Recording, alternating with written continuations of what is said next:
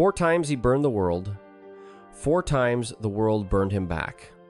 They called him the God Ash, the archmage who turned continents into glass. They erased his name from every book, every memory slate, every whisper in the academies. He died the 4th death on a pyre of his own making, staring at a sky that had no stars left. In that final half second before oblivion, he made a promise that was not a prayer. Never again the pyre, never again the sacrifice. Next time, he owns the sky. Daniel opens his eyes to a ceiling cracked exactly the way it was 12 years ago. The water stain shaped like a dying star. The cheap fluorescent light flickers twice before stabilizing. He sits up. His hands are 17. No calluses from spellcasting. No scars from the duel with the red circle. Just smooth skin and a slight tremor in the left index finger. The date on his phone reads the 15th of March 2030. Today, Stellar goes live. Daniel doesn't cry. He doesn't laugh. Instead, he swings his legs off the bed, plants his feet on the cold floor, and lets the weight of 4 lifetimes settle into his bones, like old code compiling into a new operating system. The world doesn't know it yet, but in 3 years, 2 months, 7 days, the servers of Stellar will stop being servers. The game will stop being a game. The veil between digital and real will dissolve like sugar in boiling water. 8 billion people will wake up inside a reality they chose for fun, and most will not survive the first week. Daniel survived all of it. He survived everything and died anyway. 4 times. This time, he doesn't plan to survive. Surviving is what prey does. Surviving is crouching in a corner while the world ends, hoping the wolf doesn't smell your fear. Daniel plans to own the system entirely. His mother calls from the kitchen. Daniel, breakfast. He walks out of the room and every step feels like a chess move. The first thing he does is not the game. It's a phone call. Caleb, don't go to work today. Caleb is 19, a cousin 3 blocks away, and in the original timeline, he died on March 17, crushed by a delivery drone during a firmware update. Daniel found out 3 days later because no one bothered to call him. What? Why? Because if you go to work today, you die. Don't ask me how I know. Just don't go. Silence on the line. Then, you sound weird, Dan. You okay? I'm the most okay. I've been in 4 lifetimes. Stay home.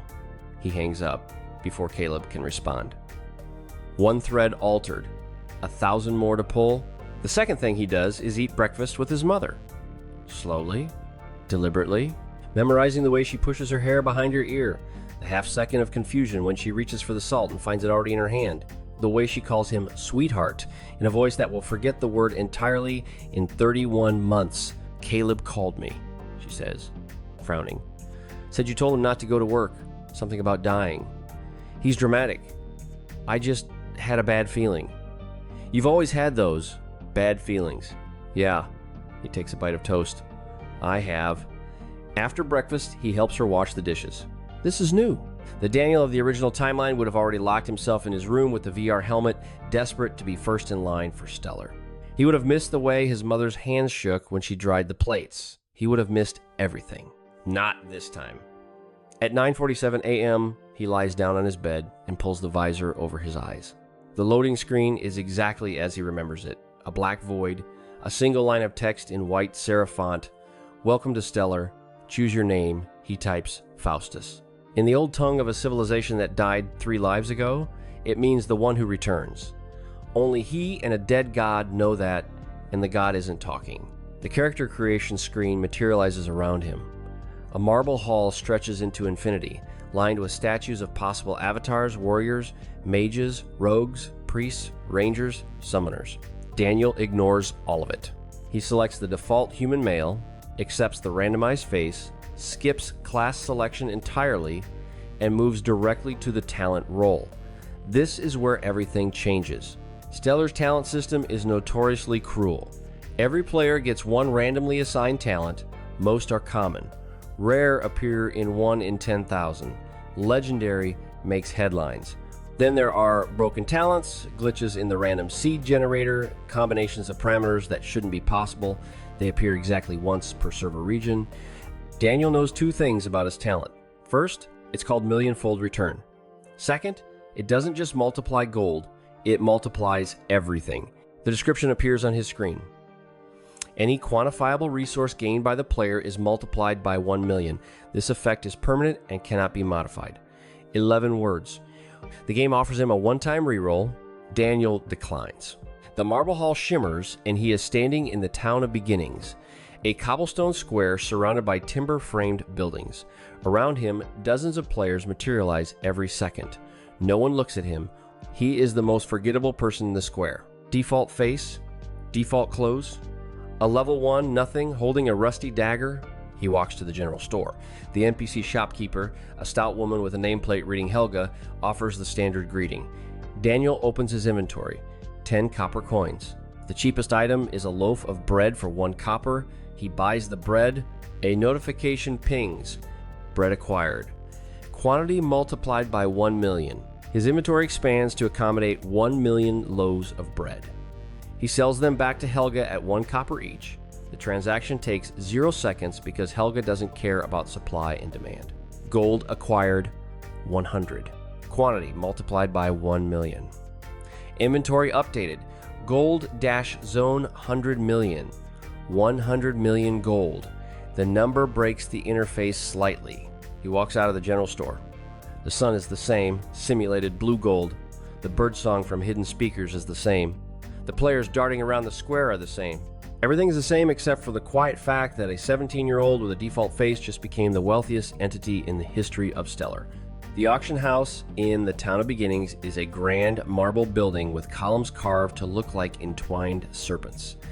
Daniel pushes open the heavy oak doors.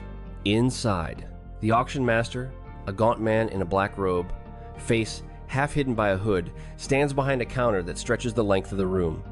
The air smells of old paper. Buy order, Daniel says. All rare rank and above skill books. All levels. All classes. Unlimited quantity. Price cap. 10 times market value. The auction master's yellow eyes flicker. The system processes the request.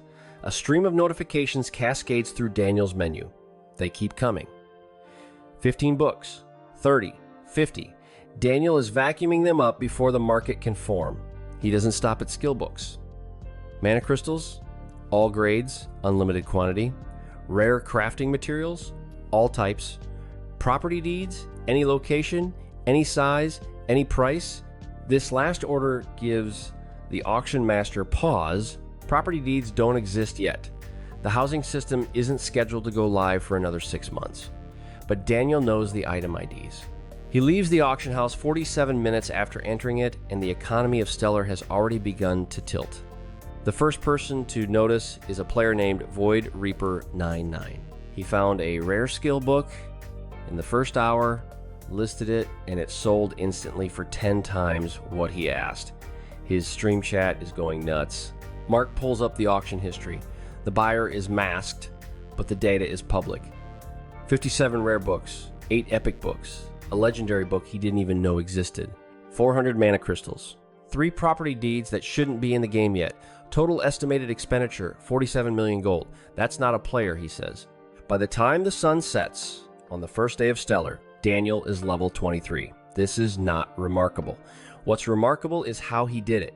He didn't kill a single monster. Stellar awards experience for combat, crafting, exploration, quests, and a hidden 5th category, economic contribution.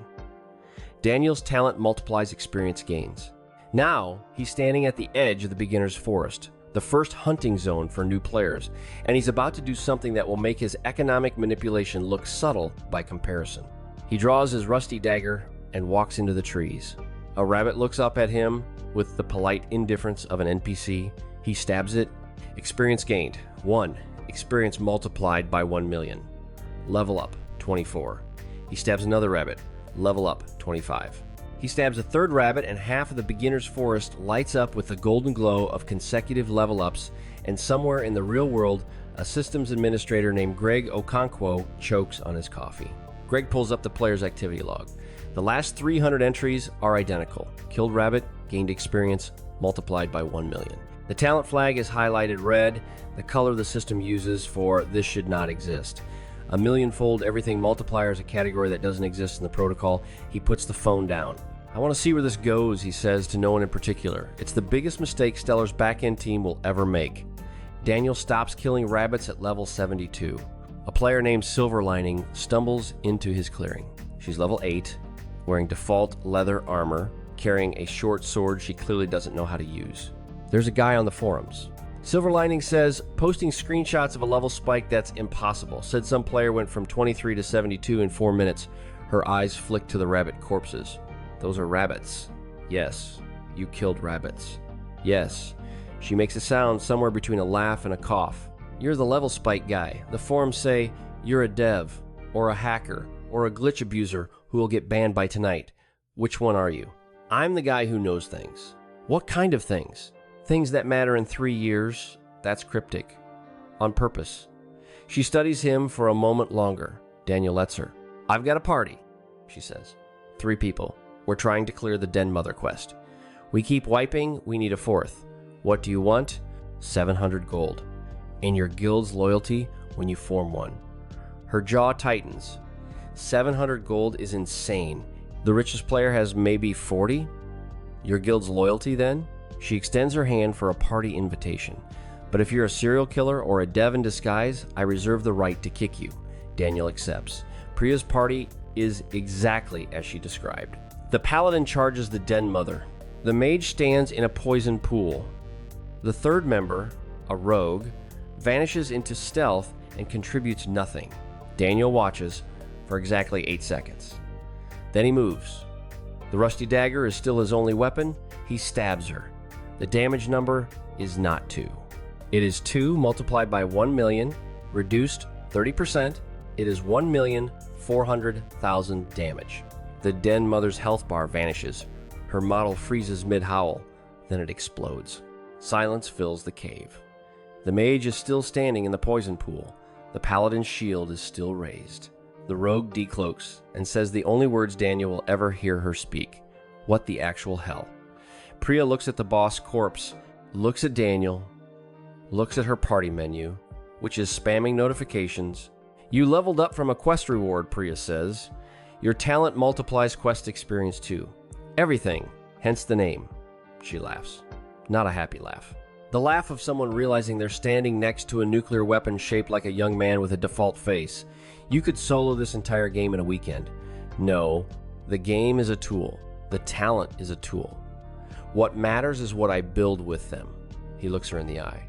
In 3 years, none of this is a game anymore. So I'm building now. For then. 3 years, Priya says slowly. What happens in 3 years? The servers stop being servers, and the monsters get out. And you're going to be ready. I'm going to own the system entirely. Priya nods. Once. Decisive? Then she opens her menu and sends a friend request. If what you're saying is true, then I want to be on the right side of it. And if you're not, I want to be there when the sky cracks open. The second day of Stellar dawns with a server announcement about scheduled maintenance. Daniel reads it from the balcony of the merchant hall he now owns in Valdres. The capital city spreads below him, white marble towers, canals of crystalline water, NPCs moving with the mechanical grace of a clockwork diorama. In the original timeline, Valdres fell, his interface pings. A private message from Greg Okonkwo. We need to talk. The auction house maintenance isn't a coincidence. Your talent is breaking things. Why am I messaging you instead of patching it? Because I looked at your transaction history. You're not just exploiting a glitch. You're preparing for something. I know that in 3 years the veil drops. The simulation becomes real. Monsters cross over. People die. A lot of people. Who are you? Someone who's been here before. I'm not going to patch your talent. Not yet. But if you're lying, I'll burn your account myself. Clear? Clear. The first guild to challenge him does it on day 3. They call themselves the Iron Covenant. 1,200 members at launch, all from a competitive PvP community. Their leader, Warmonger King, sends a declaration of war at 3:14 p.m. Faustus. Your economic terrorism ends now. Surrender your assets, or we reduce everything you've built to rubble. Daniel doesn't have a guild. The Iron Covenant is declaring war on a single player. He opens his friends list. Priya is online. The Iron Covenant just declared war on me. You're going to fight 1,200 people alone. Yes, can you win? I'm about to find out. The battlefield is the plains of Ashfall. At 50 meters, Daniel stops. He opens his inventory, selects a rare skill book, Meteor Shower. He has 0 mana, he chose classless, but mana conversion converts health into mana at 10-1. His health pool, multiplied, is unreadable. He activates mana conversion, his health drops a fraction, his mana pool fills, then he activates Meteor Shower. 100 burning rocks fall from the rupture. The first kills 400 players. The second kills 200 more. The third, fourth, and fifth scatter the survivors. Warmonger King took a direct hit from the fifth and his command squad was vaporized. Daniel walks through the crater field. This is not a fight, it's a natural disaster wearing a human face. 312 survivors remain. A healer named Mercy Mane falls to her knees. Please, we surrender. Just please stop killing us. Daniel looks at her. In the original timeline, she saved 140 lives in a refugee camp before dying holding a child's hand. You don't need to dissolve the guild, but you need a new leader. He sends a direct message to every surviving member of the Iron Covenant. 3 words: Warmonger King is done. Then he walks out of the crater field, through the smoke and the fire and the silence. The plains of Ashfall look exactly like the place he left behind in his 4th death. Except this time, he's the one holding the flame. The video of the battle goes viral within hours. 38 seconds, 1,200 players in formation, the sky turning orange, 100 meteors reducing them to ash, a single player walking through the wreckage like a god inspecting his temple. The Stellar forums crash. Faustus is trending in 3 countries. He's sitting in his merchant hall in Valdris. You just killed 1,200 people. Priya messages. 1,200 avatars. Not people, not yet. That's a hell of a distinction. In 3 years, it'll be the most important distinction in the world. The people who die in the real collapse aren't dying because of someone's talent. They're dying because no one prepared. I'm building that strength now. You're terrifying, you know that? I know. That's not a compliment. I know that too. Priya pauses. What's the next move? I need a guild. Not one I take over. One I build. I want the version of you that held the Eastern Wall for 3 days without sleeping. You're not her yet, but you will be. 2 weeks into Stellar's launch, the first world event triggers. The Goblin King's Uprising.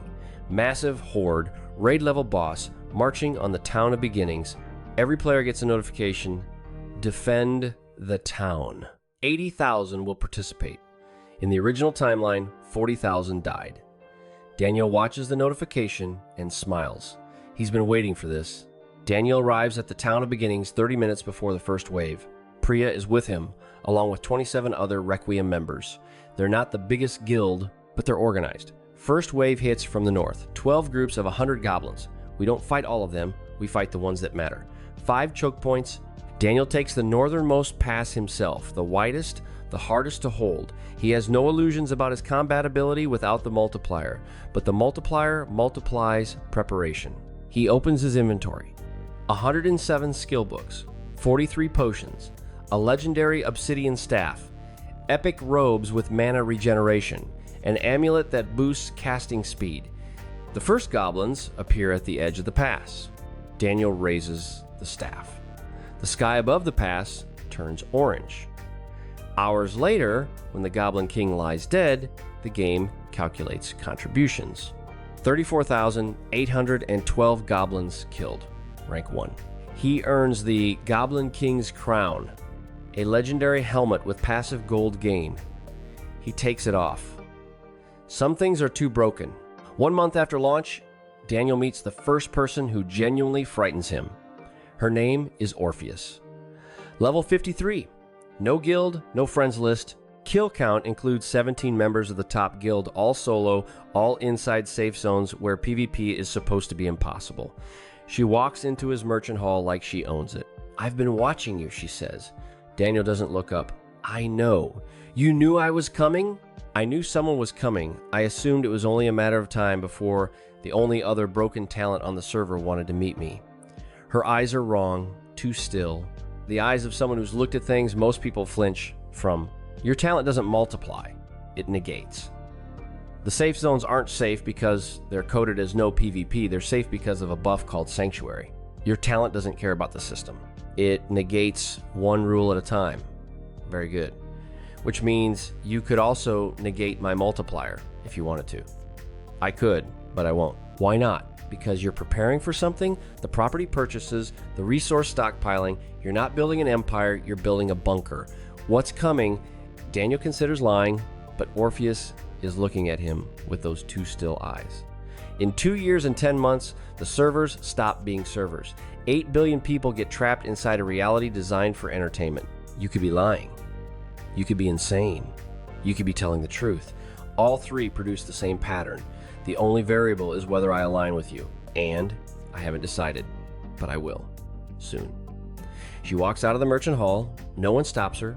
No one even notices her leaving, except Priya across the room. 3 months in, the first signs of the collapse begin. They're subtle. A player in Brazil reports their neural interface felt hot.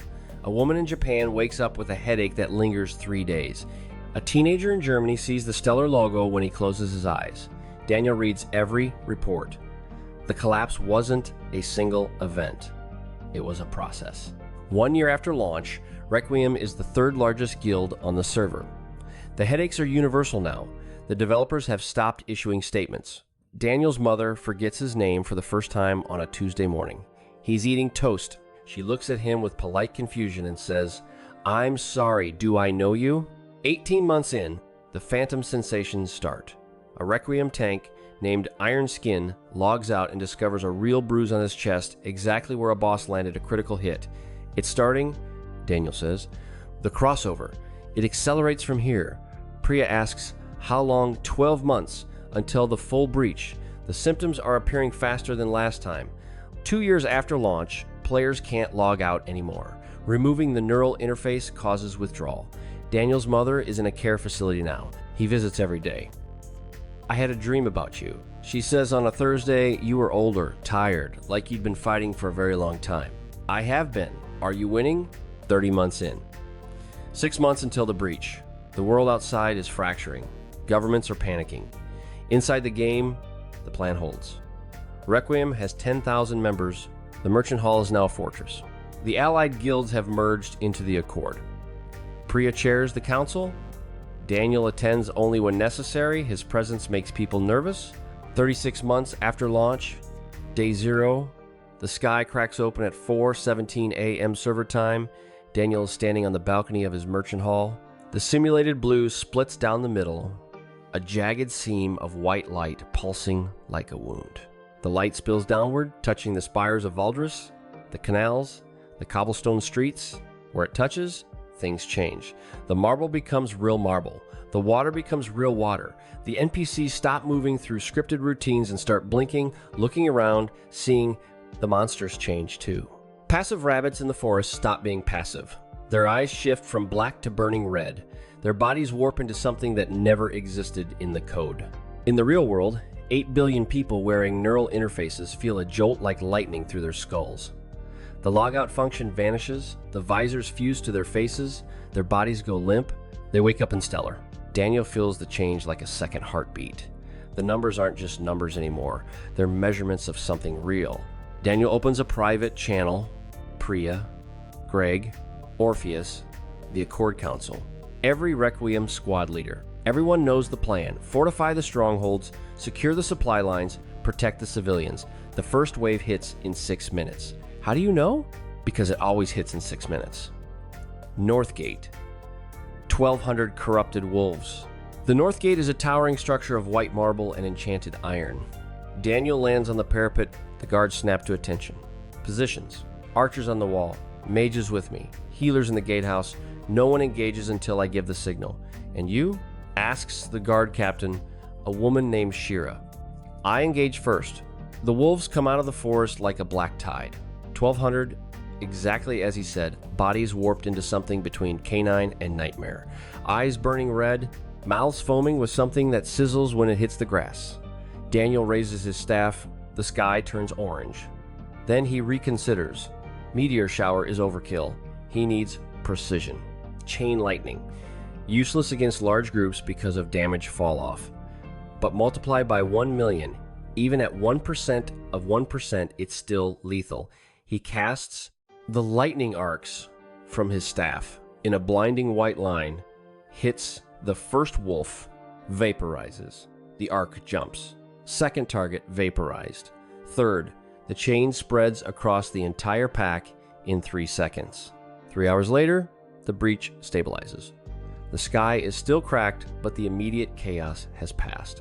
The casualties are minimal, a dozen across all strongholds. Each a tragedy, but nothing like the original timeline. Daniel stands in the council chamber, surrounded by the leaders of the Accord. Priya at his right, Greg at his left, Orpheus in the corner. "It's done," Priya says. We held one day, there are thousands more. The breach won't heal, the monsters won't stop. They'll come in waves until we destroy the source or are overwhelmed." What's the source? Daniel looks at the cracked sky. The architect, the person who built the collapse into the network. I know 3 possible locations. 3 locations, 3 strike teams. We find the architect. We shut down the source. We seal the breach. Outside, the sun rises over Valdris. Real sunlight now. Warm, golden, alive. A flock of real birds wheels over the towers. The world has changed forever, but it hasn't ended. Daniel walks out of the chamber. He walks down the marble stairs, through the streets of the city he saved. People stop and stare. Some bow, some cheer. Most just watch with awe and fear.